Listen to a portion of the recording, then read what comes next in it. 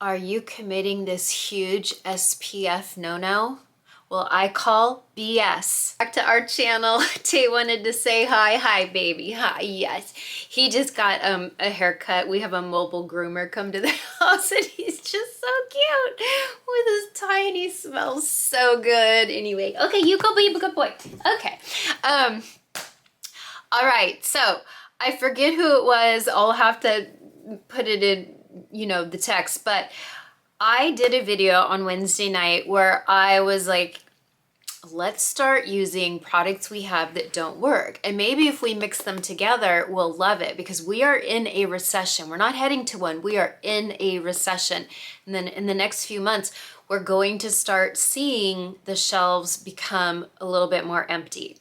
And I know many of us, especially if we're into beauty, we have plenty of products and maybe we don't like something. And I'm creating a whole class series on my Mature Makeup Masterclass of how to use products like foundations, concealers that don't work. We don't like them. Maybe they make us look dry and cakey.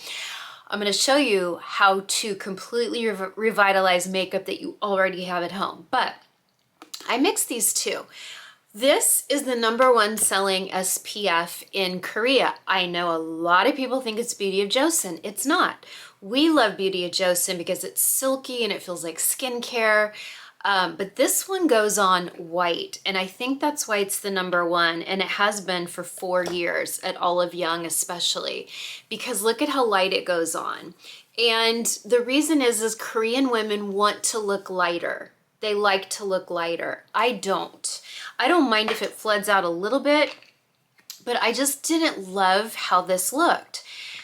Equally, I have this beautiful Hydratint tinted SPF by Alastin. It's gorgeous. It's highly reviewed.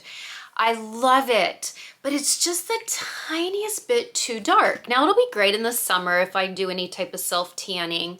It'll be great, but you can see it's a little darker than the rest of me. I have a really light neck, so I have to really blend it all down my neck. So you see this one's too light and this one's a little more suntan. So what I did on Wednesday night is I blended the two together. And I'm gonna do that right now because I wanna show you.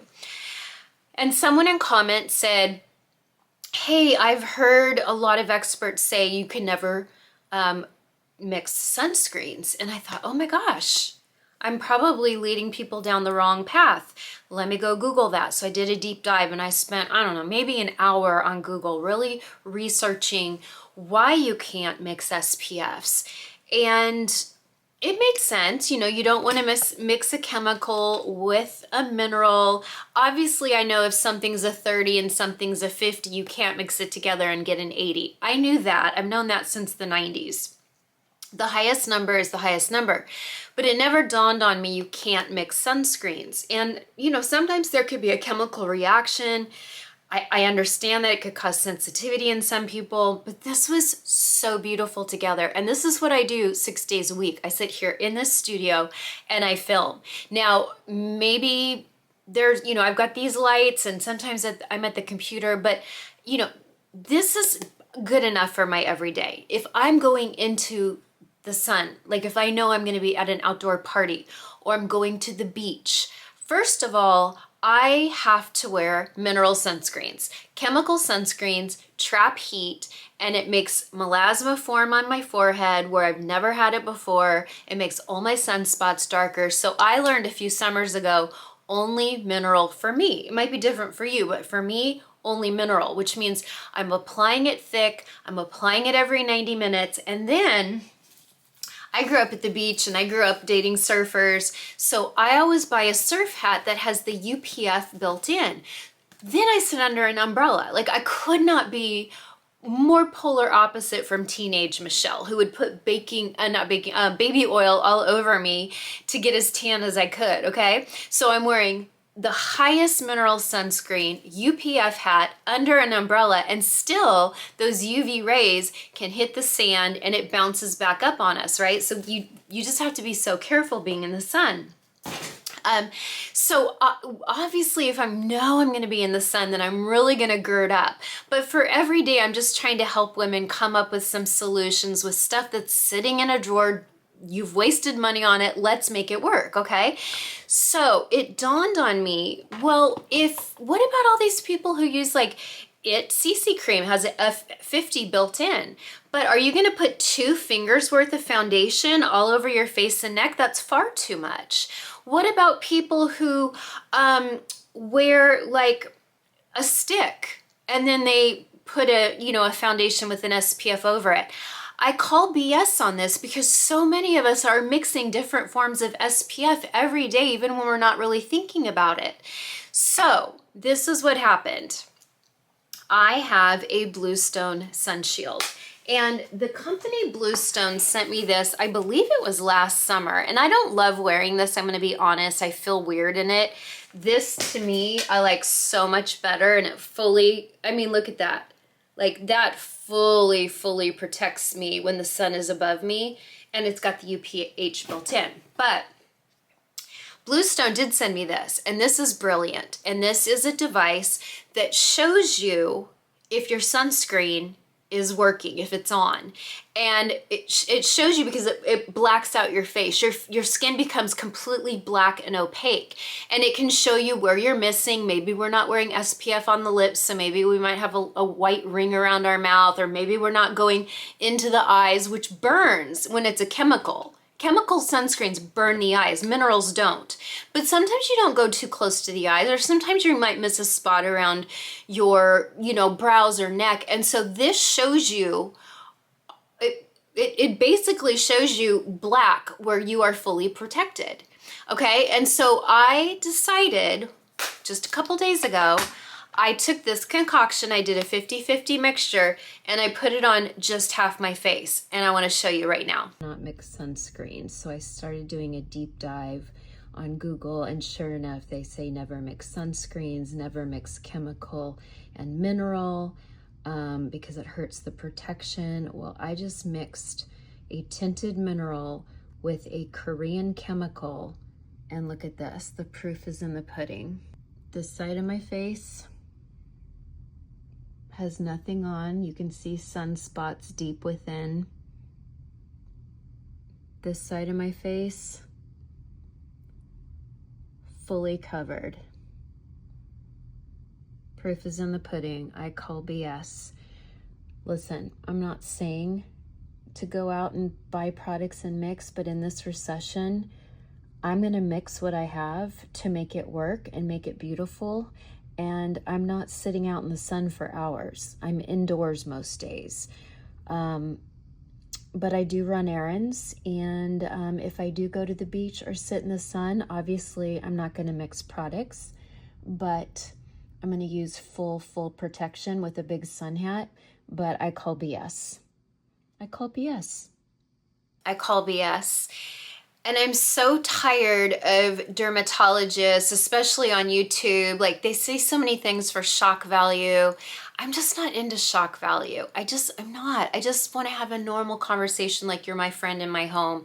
And I see so many contradictions, and I see all of them talking about how important vitamin C is and how important, vitamin A or tretinoin is, but that doesn't work for everyone. And we know there are such superior products with antioxidants much higher than vitamin C, and they just push the same old thing over and over again, and they cling to these certain rules, and they make these certain rules, and then you literally test it on this Bluestone device and you see I'm fully protected. Okay, again, I wouldn't mix this and go to the beach, but I'm fully protected in the car, running errands, sitting in my house, sitting at the computer, and I want to show you how gorgeous this is, because you know what?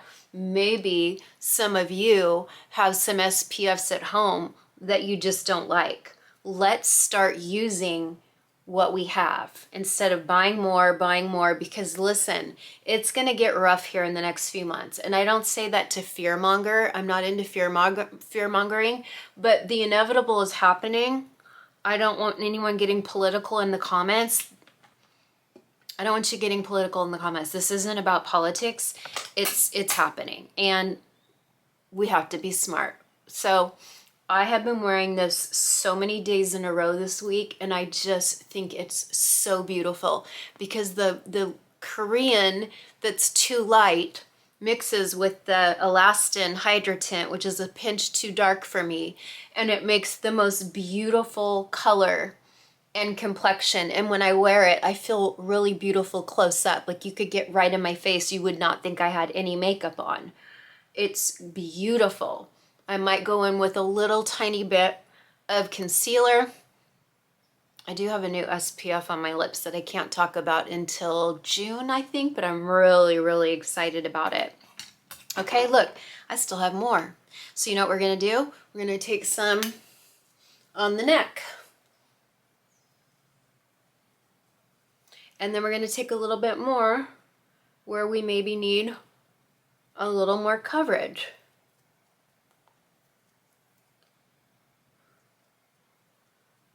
I know I get a lot of sun when I'm driving on the side of my face. Do you get that too? I know because I've got sunspots on the side of my face. Thanks to the 405 freeway. I spent more hours on the 405 freeway in my adult life than I probably spent in bed. I'm not kidding. It could take me, I lived in Long Beach at one point and worked in Hollywood. It was about 20 to 25 miles to Fox Studio. If there was a bad accident or anything, it could take 2 hours for me to get to work. 2 hours to go 20 to 25 miles. So I spent a lot of time in the car on the 405 freeway. And you can tell my hands, I wasn't protecting my hands driving at the beach. SPF comes off super easily. My neck is actually decent considering how much sun I got. I did see a new spot come up on my like inner cleavage the other day, and I'm like, ooh, that doesn't look good. That's not a good spot. So I'm gonna have that checked out in a couple weeks when I get back from my vacation. If it grows, obviously I'll make it an emergency appointment, but right now it's just a spot I noticed that isn't looking good. And you know what? I grew up in the sun. I grew up in the sun. I did not start wearing SPF until 1990. I think I was about 20 years old, 21 years old when I started wearing SPF every single day on my face, and it was only a 15. And I didn't know to reapply. And then in 2005, when I visited a top Beverly Hills plastic surgeon, we were talking about sunspots. We were going to do like a little IPL to get rid of some sunspots. And he warned me, and he's like, I just want you to know, I know you're going to Hawaii in a few months. He's like, those spots are all going to come back because they're so deep, deep, deep in the dermis. They're all just going to come back. So I can take your money, but just know that all those spots are going to come back. And I said, I really appreciate it. He's like, the best thing you can do is SPF. I said, gotcha, I'm already doing it. And he said, but are you reapplying? And I was like, what? Reapplying? What are you talking about? And that's when I learned you need to reapply every couple hours. And I'm like, I'm a professional makeup artist. I wear a full bead of makeup every day. How do I reapply over a full bead of makeup? And he's like, he had no options. I mean, now today we have far more options, but back then we didn't, okay? So there we go. Look at that. It's glowy. It's beautiful. I can wear it every day, and I plan to. There's a lot in here. This is heavy. This is 3.2 ounces, and this is 1.1. I plan on wearing this every day unless I go into the sun. I'm going to Disneyland next week. I will not be wearing this. I will be bringing a heavy-duty Aussie brand. Australia, who knows the sun and UV rays better than Australia? You know how much I love Naked Sundays. Still one of my favorites. And there's a new SPF on the market. It's at Sephora.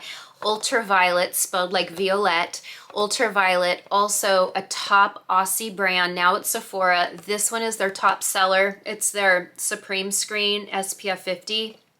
It's really nice. But you know, if I'm going to be in the sun, I don't want it to trap heat and all my hyperpigmentation get darker. But they do make minerals. I don't know where they are, but they make some really good mineral sunscreens. So that's what I'll be using at Disneyland. And I'll just reapply. I'm not going to wear any makeup. I'll wear lashes and brows and not wear any makeup and just run around all day with my daughter and have a great time, okay? Now, real quick, I wanted to talk to you about these new NYX butter highlighters because I'm not a huge fan of powder highlighters on mature skin. I think that they can show texture and just not be flattering. So let me show you real quick. When you go too light, okay, when you go lighter than your skin and you put it on, it can show a lot of texture on textured skin, right? So you don't want to go too light. Then they sent me one that's, I think, too gold. It'd be great on, if you had a JLo skin, this would be amazing. This one is called Butta Bling. And the one that's too light, just so you know, is called Bright and Butta. And then I'm going to use the medium one. It's almost like the three bears or Goldilocks. Like this one is just right. And this one is called Glaze It Butta, okay? Now, I want to say this because I've noticed some mature creators talking about you want to wear highlighters high on the cheek where the light hits, but then they have no crinkles. You know why? Because they Botox the heck out of their eyes. That's fine. I've done it before too, and I don't like it because when I smile, my eyes don't smile. I don't have any crow's feet. And when you see age elsewhere and no crow's feet, your brain goes, this is why women are all starting to look weird, right? Like the Housewives franchise, they're all like butchering their faces. They're doing too much work. And you know, listen, I'm all for you doing what makes you feel better. I'm all for it. I really mean that. But I'm so tired of mature creators saying, look how good this looks, but then they don't have a line around their eyes because they've Botoxed themselves completely frozen. When you put any type of highlighter here, that's gonna make all your crinkles look sharp. So be very careful. But I am gonna show you how to use one of these because they really are very pretty. And the first thing I'm gonna use is a little bit of powder. This one is by About Face. I just thought, hey, why not use drugstore powder since we're using a drugstore? Let's just use powder everywhere, shall we? Because that sunscreen can stay pretty shiny. Okay, so I feel like that's great, nice and powdered. Now I'm going to take, with my powder brush, I'm gonna take a little bit of this, tap it first on the hand, and then I'm gonna go on kind of the top of my cheek in the apple, and then I can sweep it back. We have to be so careful if we have crinkles. Highlighters show crinkles, especially powder highlighters. Powder highlighters more than anything. It's cute on the eyes.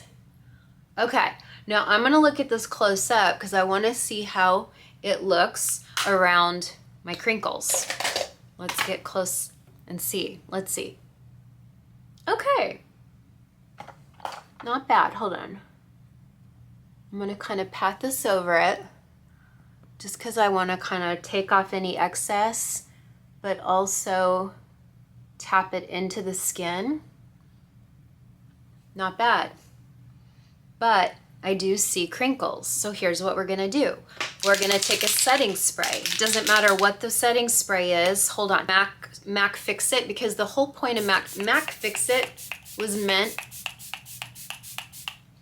to melt powders into the face. That's the reason they invented this. It's great over Studio Fix. It makes the Studio Fix, which I've never worn. Not even in my 20s could I wear Studio Fix. It always made me look 90. Even when I was 25 years old, I could not wear MAC Studio Fix. But I was so jealous of how it looked on other people. But this was meant to really melt that powder into skin. So let's see. Actually, I don't think that changed it at all. It looks exactly the same. Yeah. I'm not a fan of powder highlighters. I'm just not. I think that they are not flattering on mature texture. So I'm gonna say this is a pass for me, but if you have maybe oily combo skin and you don't have a lot of texture around your eyes, it could be very pretty here. I find cream highlighters look more like skincare and they glow like skin and they soften lines rather than make lines look more sharp. So these are a no for me, but I could see them being very beautiful on the right person and especially on young people. Thank you for being here today. I am going to put a link to this. Now, I want to tell you, this is about $99 on Amazon. And they do make cheaper versions, other brands. This is the only one though that detects mineral and chemical. Mineral's hard to detect on these. For devices that are $40, $50, $60, it doesn't always detect the mineral, but it does detect the chemical. And it'll show your face as more gray, whereas this shows your face as like inky black, and that's how you know you're protected. So I really think it's worth the splurge to get this, $99. You can plug it in to charge it. Proof is in the pudding. I was shocked when I did this experiment, and I'm like, you know, it's important to listen to experts. Absolutely. I appreciate all of their hard work and schooling and interning and dedication and residency. And I appreciate all of that, the huge debt that they went into to be doctors. But I wish we could all get on the same page. I'm so tired of the contradictions and how, you know, they make you feel bad if you're not using Retin-A or tretinoin or vitamin C every day when we know too much now. We know there are antioxidants far more superior to vitamin C with less stability problems, with less irritation. Not everyone can use vitamin C. Also with tretinoin, I don't know if I really believe in it anymore. People that have used it for decades and have beautiful skin, I'm like, okay, I see it. But could they have had almost the same if they had never used it? I mean, I don't know, but I'm not the hugest fan. I'll dabble in a little retinaldehyde now and again, but I just think there's other ways. I said what I said. Okay, I will see you back next week. Thank you for being here, and the proof is in the pudding. Bye for now.